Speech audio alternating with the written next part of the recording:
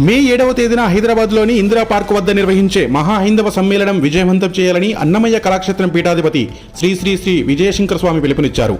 ఈ సందర్భంగా వారు మాట్లాడుతూ తిరుపతిలో నిర్వహించే హరినామ సంకీర్తన కార్యక్రమాన్ని తెలంగాణలోని ప్రముఖ పుణ్యక్షేత్రంలో కూడా 365 రోజులు అఖండ హరినామ సంకీర్తన నిర్వహించాలని ఆయన కోరారు. లక్షలాది మందితో నిర్వహించబడుతుంది. ఉద్దేశం ఏంటంటే యాదాద్రిలో వీళ్ళందరూ వెళ్తే ఉచితంగా ఛార్జీ లేకుండా భజన చేస్తా ఉన్నా కానీ వీళ్ళను యాదాద్రిలో దేవస్థానం అధికారులు చేసుకొని ఇవ్వడం లేదు. దేవస్థానం నిర్వహణాధికారులకి మాదే సత్య దేవస్థానం భజనలకు భక్తులకు సంబంధం లేదన్నట్టు కొద్ది మంది అధికారులు అక్కడ వ్యవహరిస్తున్నారు.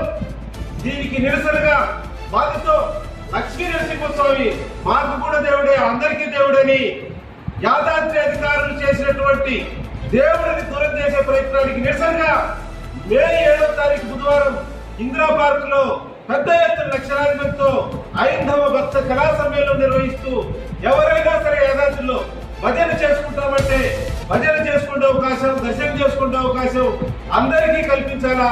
అప్పుడే హిందూ ధర్మం బాధపడుతుందని మేము కోరుతున్నాం.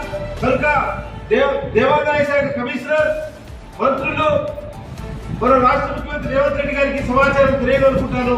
తెలిసి దేవస్థానం దగ్గర అందరికీ భజన చేసుకునే అవకాశం కల్పించవలసిందిగా ప్రార్థిస్తున్నాం. మే 7వ తారీఖు జరిగే 5వ సమ్మేళనానికి తెలంగాణలో భజన పోరాట బృందాల వాళ్ళ పెట్టడం జరుగుతుంది. ఎవరి భోజనం వాళ్ళు, ఎవరి నీళ్లు వాళ్ళు, ఎవరి వసతుల వాళ్ళు మీరే ఏర్పరచుకోవాలి. మీ యొక్క ఫోన్లతోనే మీ మాటలను బట్టే మీరు చెప్పిన సమాచారం బట్టి పెడుతున్నాం. మే 7వ తారీఖు హైదరాబాద్ లో తెలంగాణ హైందవ భక్త కళా సమ్మేళనాన్ని లక్షలాది మందితో విజయవంతం చేస్తూ యాదాద్రిలో తిరుపతి తరహాలో అఖండ హరినామ సంకీర్తన సాధించుకున్నాం. లక్ష్మీ నరసింహ స్వామికి